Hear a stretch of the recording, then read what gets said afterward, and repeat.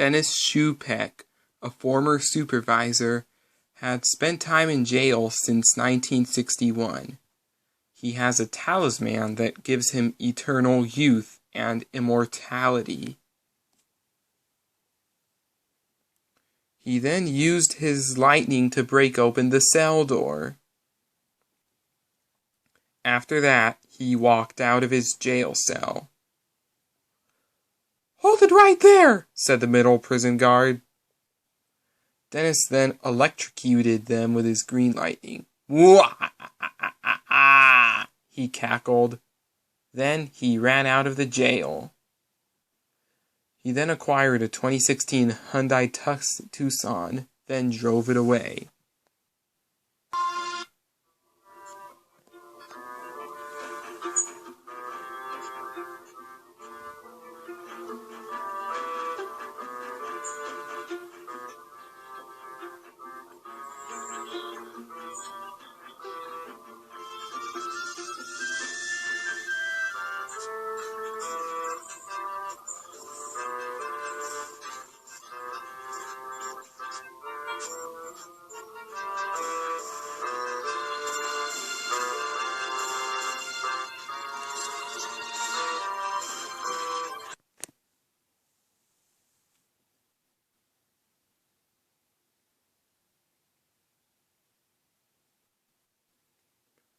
Henry loved it being a hero.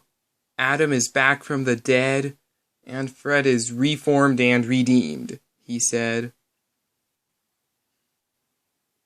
"I sure am," he said as he arrived. "Thanks for switching your habits," said Henry. "I'm going to work," said Fred.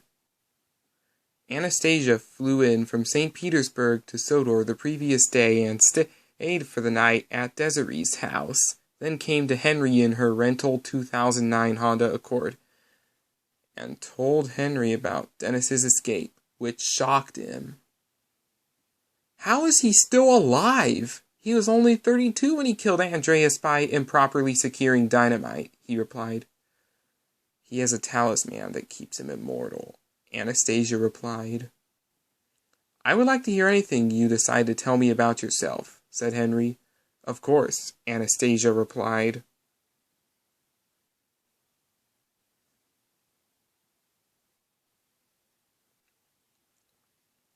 When Vlad told Anastasia that the two of them were going on vacation, she jumped in front of him out of excitement. "Your mom and I your mom has just approved of you going on vacation because she's having confidence with her co-workers," he said. The two of them admired the statue at the When Motherland Calls monument. "Since we have our bags packed in our car, let's go to the museum after my idol, whose last name is also your middle name," said Vlad. After the Aeroflot Airlines plane to Gori, Georgia took off, Anastasia fell asleep on Vlad's left shoulder, then put a sleeping mask on her. She woke up after the plane landed. They rented a Lada car and drove it to Stalin Park. "All right, we're here," said Vlad. Anastasia was eager to go in. "Before we go inside, there is one question that you should answer," he added. "Yes?" Anastasia asked curiously. "Do you know who this is?" asked Vlad. "That statue is of Joseph Stalin," replied Anastasia. "Correct. Because of how much I idolize him, I decided to use his last name as your middle name," said Vlad. This caused Anastasia to run to Vlad and hug him out of love.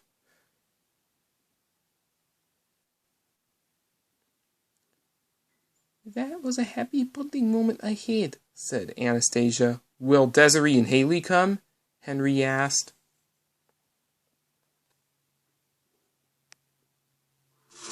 They are on their way right now," Anastasia replied. Haley and Desiree were on their way to meet up with Anastasia while Dennis drove right by. "I'm probably going to need some help in order for me to concoct this evil plan," he said. his chance came at a dead end. The person was Ray Lamper, and he wanted to help Dennis. "What's the plan?" he asked as he got in the car. "We're going to use our resources to kill Henry and any of his allies he's got," said Dennis. "Nice idea," said Ray. "Soon Sodor is going to pay for terminating me from my former position," replied Dennis. The three girls met up with Henry. "Anastasia called us over because you need help," said Haley. Henry was cross when he saw a Hyundai pull up in front of him. It was Dennis's car. Then Dennis and Ray stepped out of the car. "Hello, Henry. Did you miss me?" he asked. "No, because I heard you killed Andreas by improperly securing explosives," screamed Henry. "That is right," replied Dennis. "And now that I've escaped, there will be revenge on this island because my position was stolen from me," he added. "It wasn't stolen, you bonehead! You weren't following the rules," he said. Desiree then pulled out her gun and then pulled the trigger.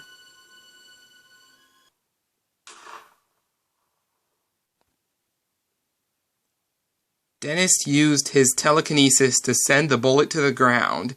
Then he and Ray escaped. After the three girls had gone to lunch, Henry dumped all his fears onto Fred, who was willing to help him. "You stopped Mr. Zorro, and I will try to help you to stop Dennis and Ray," Fred replied.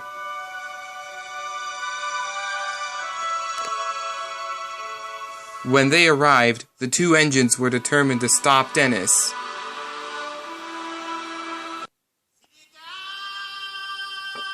"Eliminate them," said Dennis to Ray. After he left for a remote area, Ray decided to kill Henry, then kill Fred. After he jumped, he was shot in the back by Anastasia Stalin-Chekhov.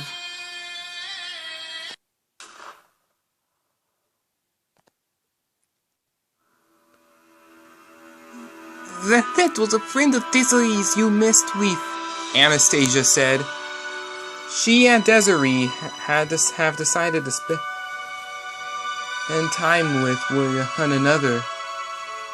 Haley and Desiree have decided to spend time with one another. Haley and Desiree have decided to spend time with one another, and my flight leaves in 5 hours. So goodbye, my friends, she added. Then Anastasia left for her rental car. After that, Henry ran over Ray, leaving him paralyzed but not killed. He rolled over into the bushes. Fred followed Henry. Dennis's car had broken down, and he decided to confront the two on foot. "You two have messed with me long enough," he said. Henry and Fred charged at him, and he teleported.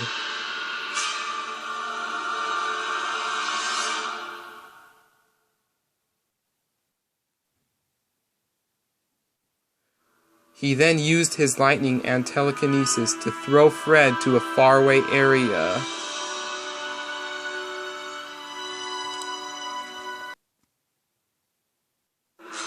The 3 computer chips his driver kept fell and landed onto Henry, who then reversed. He then fired some lightning at Henry, who blocked it with the computer chips.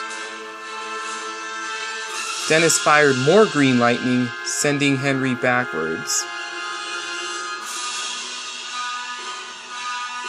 In retaliation, he fired yellow lightning from the computer chips.